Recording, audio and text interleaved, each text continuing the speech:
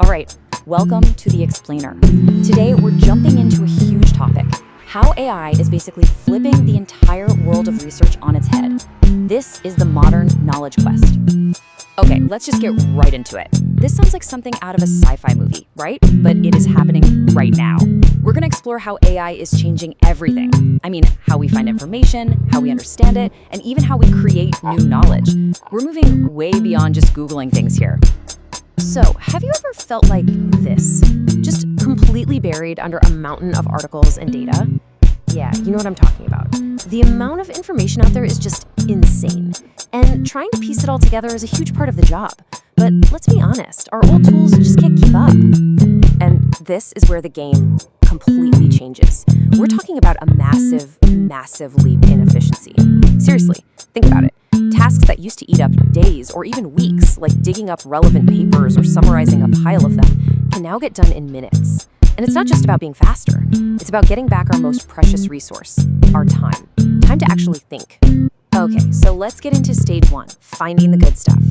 You can think of these new AI tools as your own personal team of digital scouts. You send them out into this huge, wild landscape of information, and they come back with only the intel that actually matters to you. And you gotta understand, this is a totally different beast from the search engines we all grew up with. I mean, instead of just dumping a list of blue links on you that you have to sift through yourself, these new platforms actually read the sources, they digest them, and they put it all together to give you a straight, evidence-backed answer. It's a game changer. So here's a look at your new toolkit. Elicit, think of that as your deep sea explorer. It's perfect for when you need to map out an entire field of study. Then there's Consensus. That's like your quick, no-nonsense expert. You ask a direct question, you get a fast, evidence-based answer. And Perplexity? That's your go-to field guide for getting a quick, sourced lay of the land on any new topic. The real trick is knowing which tool to pull out for the job you're doing. So if you're just starting out, and your search is kind of broad, and you're just exploring, Elicit is absolutely where you want to start. It's literally built to help you find connections between different ideas. And get this, it can even pull out specific data points, like, say, the sample sizes or the methods used across dozens of papers, and just pop them into a neat table for you. Incredible.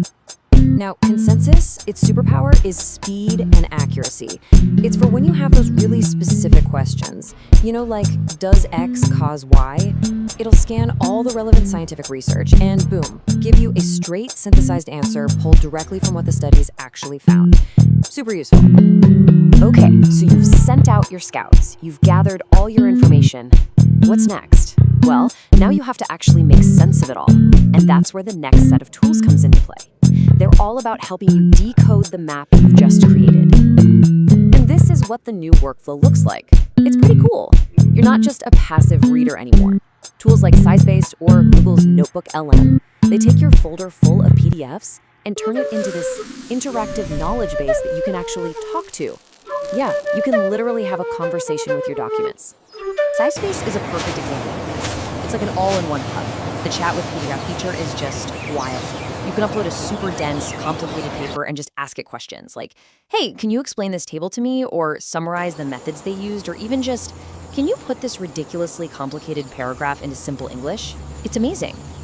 And then you have Google's NotebookLM. Its real magic is how it can pull together ideas from across all the different documents you've given it. It basically becomes your own personal research assistant that's been trained only on your stuff. It's there to answer your questions, help you brainstorm, and point out connections between sources that you might have totally missed otherwise.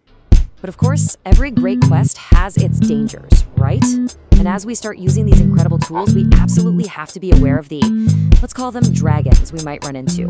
Things like AI bias, those weird hallucinations, and all the thorny questions about copyright.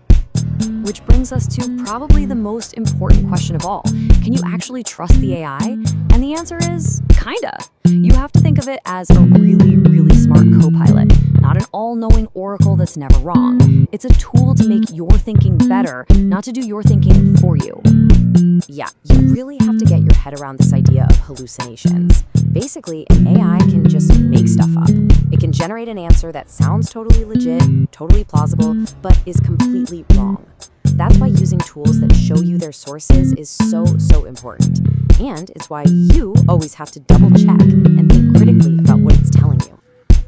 This really gets to the heart of the ideal partnership, right? The AI brings the speed, the efficiency, the ability to process tons of data. But the human, that's you bring the originality, the critical eye, the quality control. That's what turns all that raw data into actual insight. An AI can spit out text, sure, but it can't have a truly original thought. Not yet, anyway. And it's always worth asking, where does the AI get its information from? Well, it learns from a gigantic library of text from the internet and books. And if that material has its own built-in biases or historical blind spots, well, the AI is going to learn those biases too. And that's another reason why having a human in the loop is so critical. It's our job to catch that stuff and make sure the output is fair and balanced.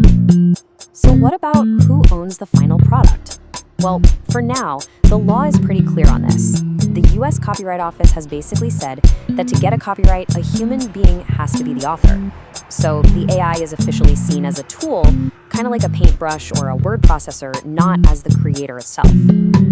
Okay, so let's tie all of this together. We have these amazing new tools. We know the dangers to watch out for.